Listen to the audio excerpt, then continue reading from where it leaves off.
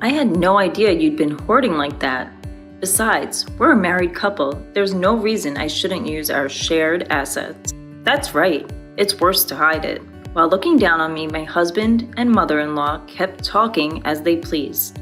I was so disgusted with them, I decided to confront them with reality. Sigh. By the way, have you checked the name of the passbook? Huh? My name is Lillian and I'm turning 42 this year. I've been married for 17 years and before that, I worked at a company. After getting married, I quit my job and started working part-time at a local supermarket. I met my husband, Easton, at work, and at the time, I thought he was an ordinary and kind man. That changed about 6 months after we got married. One day, while preparing dinner, my mother-in-law suddenly visited our house without any notice. My husband hadn't come home from work yet, and I thought there might be some urgent matter, so I let her in. As soon as she saw the living room, she let out a big sigh. "Lillian, you've been idly watching TV until this hour. My son Easton is still working hard, sweating at his job. Don't you feel sorry?" Yes? I did have the TV on, but until a moment ago, I'd been preparing dinner in the kitchen. You might say I'm lazing around, but I finished my housework by morning, and I've just returned from shopping after my part-time job. Feeling irritated inside, but thinking I've done my part, I replied, "I'm sorry," to my mother-in-law. She ostentatiously snorted, went into the kitchen, and started to find fault with dinner too. "Oh dear, is this all we have for dinner today? Poor Easton, working so hard. I've planned for curry and salad today. The salad is in the fridge. How could you let Easton eat such a half-baked meal? I wonder what you've learned at home." Insulted not just about me, but also about my parents, I finally lost it and asked a bit harshly, "Didn't you need something?" Then my mother-in-law opened her eyes wide. "Oh my, don't get so mad just because I looked at the dinner." She pouted her lips conspicuously and sat heavily on the sofa to watch TV. "What do you need?" It's not what do you need. Don't you think you should offer something to your mother-in-law who has kindly visited? Excuse me? You're such an inconsiderate person, not even serving tea. Poor Easton. She kept repeating, "Poor Easton." So I served her tea, but she complained about everything, including the taste of the tea, saying it was cheap. Back then, I was young and was avoiding arguing with my husband's mother, wondering if I should be considerate to her. However, taking advantage of the fact that neither my husband nor I said anything, my mother-in-law began to frequently visit our home, constantly complaining that I wasn't cleaning properly, that I was always lazy, and that I lacked discipline. After being constantly criticized at every turn, I was truly at my wit's end and decided to consult my husband about his mother. "Hey, could you ask your mom to reduce the number of times she comes to our house?" "Why? Is it that much of a bother when mom comes over? You've seen it, haven't you? No matter how much I work on the house or cooking, your mom keeps complaining about me." "Well, that's because mom wants you, Lillian, to work harder so she gets tough. I'm doing my best, but if she comes over without notice, I can't even prepare dinner properly. If you're bothered, say it yourself. But don't forget that mom cares about us too." Throughout, my husband was like this. He never really worried about what I was saying. No matter how much effort I put into cleaning the house or studying cooking, my mother-in-law would nitpick and never praise me. Once the vegetables my mother-in-law brought were clearly close to their expiration date, so I used them for dinner. Then, my mother-in-law sighed conspicuously to serve such withered vegetables to her husband and his mother. I finally realized that she just wanted to bully her daughter-in-law. Being persistently criticized, I consulted my father-in-law. When I told him that it was hard to prepare meals for the mother-in-law and that it was a problem to be visited many times without notice, he seemed not to know she was coming to our house and apologized to me politely.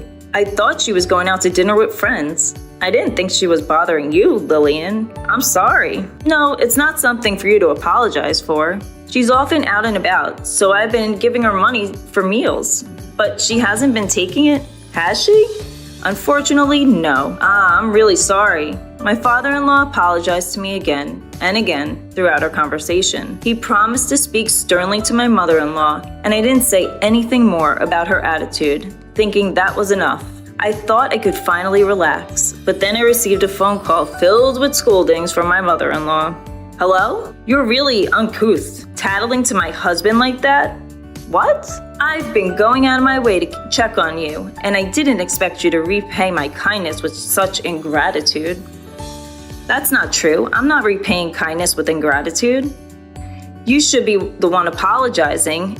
It's audacious to claim you're inconvenienced. I'm educating you in areas where your upbringing was lacking. You should be grateful. I understand what you're saying, but it is inconvenient when you show up without notice. Should a mother need to make an appointment to visit her own son's house? My parents wouldn't do that. How brazen you are. As a daughter-in-law, you should adapt to the rules of your husband's family. No matter what I said, she got increasingly heated and eventually started yelling so loud that I couldn't understand her. And then she hung up. I suspected she called during my father-in-law's absence, so I hesitated to consult him again, as it seemed like it would only lead to more of the same.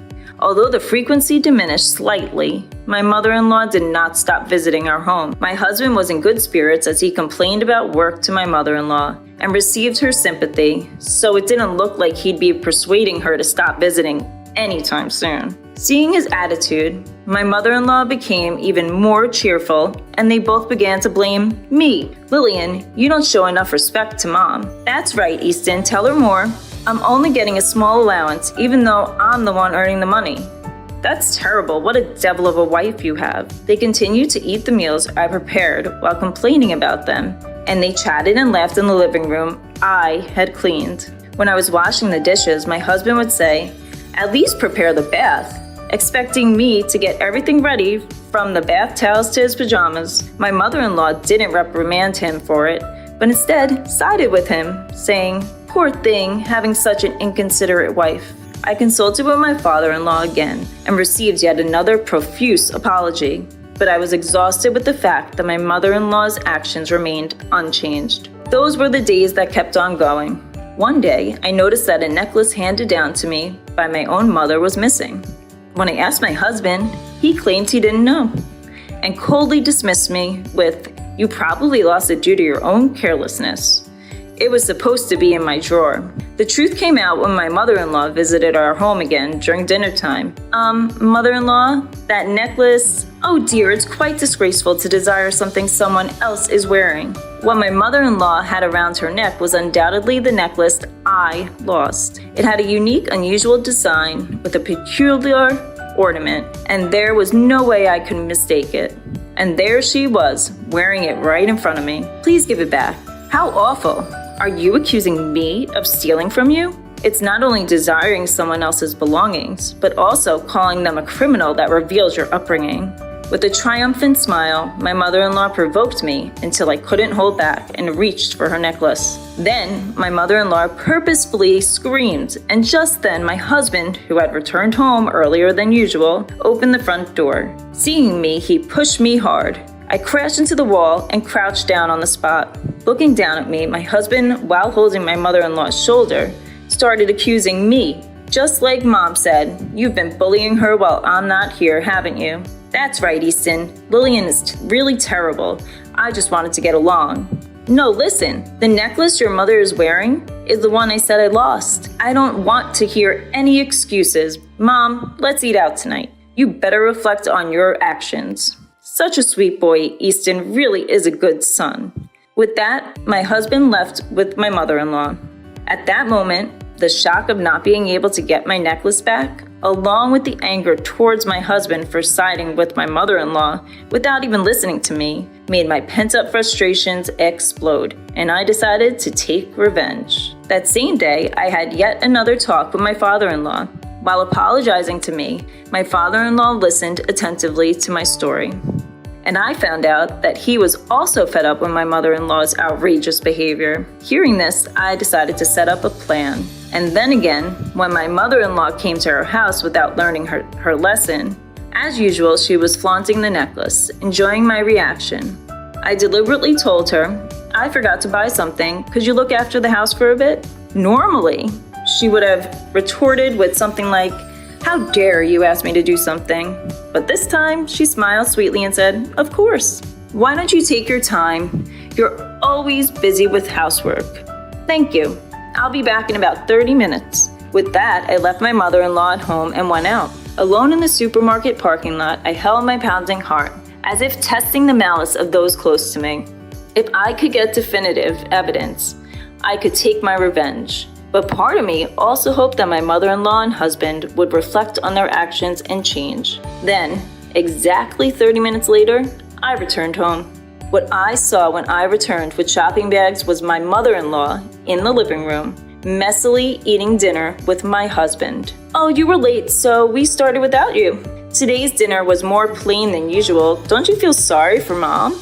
But I asked mother-in-law to watch the house because I forgot to buy something. No more excuses. Be careful next time. Seeing my husband act even more arrogant because of my mother-in-law's presence, I couldn't help but sigh. Looking at the pot, with only bits of vegetables left, I felt more disgusted than angry at my husband, who didn't even think to leave some food for me. I guess there's no future where these two will reflect on their actions. After cleaning up dinner, I checked what happened to the trap after my mother-in-law left. As expected, it seemed like the trap had been set off. Seeing it, my husband's smirk, mocking me, looked uglier than ever. His triumphant smile was just like my mother-in-law showing off the necklace, and I couldn't help but laugh. And the day of revenge came sooner than I thought. On my husband's day off, he and my mother-in-law called me to the living room. Seeing the two of them in high spirits, I sat across from them, pretending to know nothing. "Hey, why didn't you tell us?" "What are you talking about?"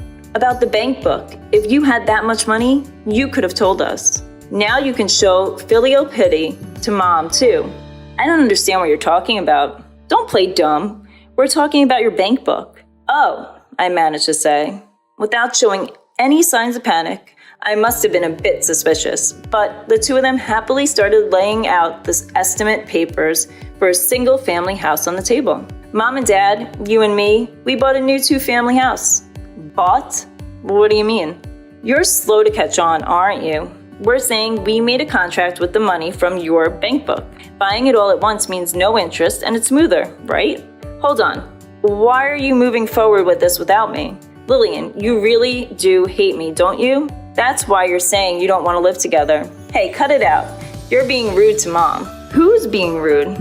"It's far more disrespectful for you two to use my money without my permission." "You're the ones, huh? People with bad upbringing really have bad mouths." I struggled to suppress a laugh at the two of them who were saying whatever they wanted. There was a part of me that was amazed at how terrible I had become, but my resolve to take revenge never wavered because it was these two who had made me this way. We found a perfect newly built property for sale, so we've already signed the contract. No matter what you say, it's too late now. Anyway, I didn't know you were saving up that much. Besides, we're married, so there's no reason for you to complain about using our shared property. That's right, it's worse to hide it. By the way, did you check the name on the bank book? Huh? The two of them froze at my words. Seeing that, I finally couldn't hold back and burst into laughter. The two of them peered at the name on the bank book and then looked at me with faces drained of blood. "What the hell is this? It's exactly what you're seeing. Why is it our person's name?" "I never said it was my bank book."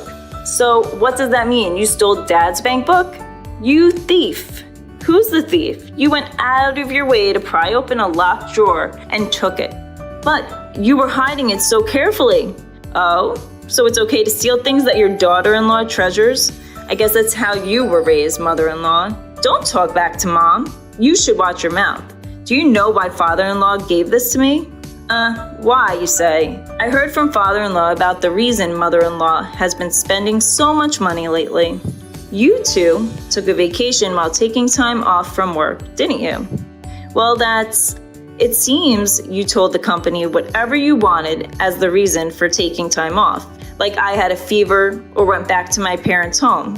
I got a call from the department head, and he was speechless when I told him the truth." "Huh?" Finally realizing their predicament, the two exchanged troubled glances. But I had no intention of forgiving them over something like this. While we were silent, the doorbell conveniently rang. When I went to the entrance and brought the visitor into the living room, the two let out a small scream.